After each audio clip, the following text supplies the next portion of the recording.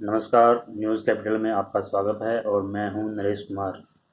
दोस्तों, आज बात करेंगे कि जो ये दंगे हो रहे हैं पूरे देश में, कभी दिल्ली में, कभी गुजरात में, कभी मध्य प्रदेश में, कभी पश्चिमी बंगाल में। ओके, तो एक तरह से ये गृह युद्ध छिड़ चुका है और पता नहीं हमारी इंटेलिजेंस एजेंसीज, हमारी सरकारें क्या कर रही हैं।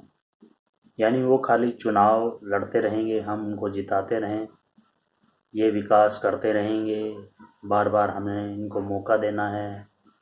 ओके, जो ये विकास का काम है ना, ये प्राइवेट कंपनीज भी कर लेंगी। हमने भाजपा को इसलिए चुना था ताकि जो काम 75 साल में नहीं हुए उनको पूरा कर सके और उनको पूरा करवा सकें। लेकिन 8 साल भाजपा को सरकार में रहते हो गए, हमने एक भी ऐसा काम अभी तक नहीं देखा है। तो एक जो वोटर था भाजपा का, वो मतलब अब उसका मन बदल चुका है। उसकी जो आशाएं हैं भाजपा सरकार से मर चुकी हैं और हमने पूर्ण बहुमत से मोदी सरकार को 2024 में फिर जिताना है। ओके, क्योंकि कुर्सी का ही तो खेल है और कुर्सी नहीं रहेगी भाजपा की तो हिंदुओं का क्या होगा। भाजपाई लोग कहते हैं कि हिंदू डरेगा तो हमें वोट करेगा, लेकिन उनको ये नहीं पता कि जब भाजपा नहीं थी तभी भी हिंदू था। ओके, और हजारों साल से हिंदू है और वो लड़ भी सकता है, वो सब कुछ कर सकता है। सरकारों को ये भ्रम हो गया है कि हम हैं तो हिंदू है, लेकिन आपको ये नहीं पता कि हिंदू है तो आप हैं। मतलब आप किसी भी सरकार का जो पहला जो काम होता है वो है कानून व्यवस्था, और कानून व्यवस्था, पहली बात तो इस देश में कानून है ही नहीं, क्योंकि जो संविधान है वो सब पे समान। अभी तक 75 साल, आज़ादी के 75 साल के बाद भी। और पहला डाउट तो यही है कि हम आज़ाद हैं भी कि नहीं हैं। ओके, ये भी एक क्लैरिटी नहीं है कि हम आज़ाद हुए भी हैं कि नहीं हुए। दूसरी चीज़, यहाँ पे संविधान नहीं है। यहाँ पे अब क्या बोलूँ मैं, संविधान तो नहीं है। अगर संविधान होता तो सबको बराबर का हक मिलता, जो कानून में जो व्यवस्थाएं की गई थी वो लागू होती। ओके, और समानता का, सबके लिए समानता का अधिकार होता। यहाँ पे तुष्टीकरण नहीं चलता। पुलिस प्रशासन इतना मजबूत होता कि वो अपने दम पे कुछ कर सके, और जो कानून व्यवस्था है उसको बनाए रखने के लिए जो भी ज़रूरी है वो करे। लेकिन ऐसा तो नहीं है। पहले रामनवमी के उपलक्ष्य में शोभा यात्राओं पे पथराव हुए, दंगे हुए। ओके, उसके बाद फिर 2-3 दिन बाद हनुमान जयंती पे हुए। मतलब ये सरकार चाहती नहीं कि ये रुकें। और हमने मोदी सरकार को चुना क्यों था? हमने इसलिए चुना था कि जो पिछली सरकारें नहीं कर पाई वो आप करें। लेकिन हम लोगों को नहीं पता था कि आप भी यहाँ पे आके तुष्टीकरण करेंगे, और अब ये जनता समझ चुकी है कि आप कुछ नहीं करने वाले, आप खाली कुर्सी के लिए यहाँ पे आए हैं। और 2024 में जनता इसका जवाब दे देगी, क्योंकि आम जनता ने अब मन बना लिया है, अगर हमें खुद लड़ना है तो हम लड़ेंगे, फिर चाहे कोई भी सरकार आए। ओके, दूसरी चीज़, कुछ मास्टर स्ट्रोकवादी कहते हैं कि मतलब जनता क्या करेगी, जनता खुद क्यों नहीं लड़ती। अरे भाई, सरकार किस लिए है, प्रशासन किस लिए है? पूरे वर्ल्ड में कहीं आपने देखा है कि वहाँ पे सरकार सब कुछ करती है? जनता जब पानी सिर से ऊपर चला जाता है तब जनता आके मतलब लड़ती है या कुछ करती है। ओके, तो वहाँ पे सरकारें सब कुछ करती हैं। ऐसा कौन सा देश पूरे वर्ल्ड में आपने देखा है जहाँ पे एक भी घुसपैठिया बिना सरकार की मर्जी के वहाँ पे घुसपैठ कर पाए?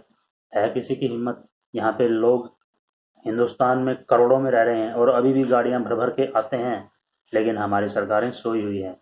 अभी जो हनुमान जयंती के उपलक्ष्य में जो दंगा हुआ, हमने देखा कि वहाँ पे जो रोहिंग्या थे, जो बांग्लादेशी थे, उन्हीं के नाम आ रहे हैं और उन्हीं की आवाज़ें, मतलब बोलने का एक लहजा होता है, उनसे पहचान में आता है कि वो रोहिंग्या ही हैं और वही लोग उसमें पूरी तरह से शामिल हैं।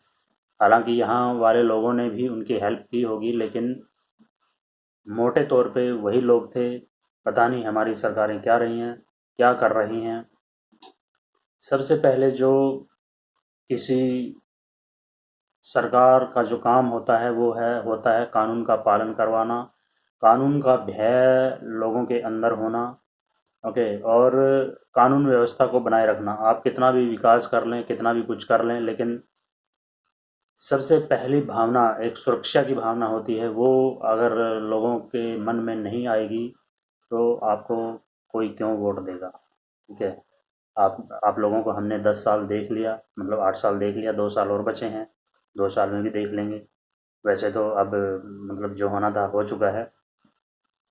ठीक है, क्योंकि अब जितने कानून बदले जाने थे, जितनी चीज़ें होनी थी, वो तो अभी तक एक भी नहीं हुई। और आप सोचते हैं कि हम 2 साल में सब कुछ कर लेंगे, वैसे तो हमें कोई उम्मीद है नहीं, और आप करने वाले भी नहीं हैं। मतलब अगर जैसे कोई चीज़ करनी है तो उसको महीनों महीनों की तैयारी लगती है, महीने महीनों लगते हैं उसको, मतलब लागू करवाने में, उसको एक लेवल तक पहुंचाने में। अब उतना टाइम तो बचा नहीं, और मुझे नहीं लगता कि आपको लोग दोबारा सत्ता में बैठाएंगे। अब जो भी होगा, मतलब जो 10-20 साल बाद होना है वो अभी हो जाए। ओके, क्योंकि आपने तो कुछ करना है नहीं यहाँ पे।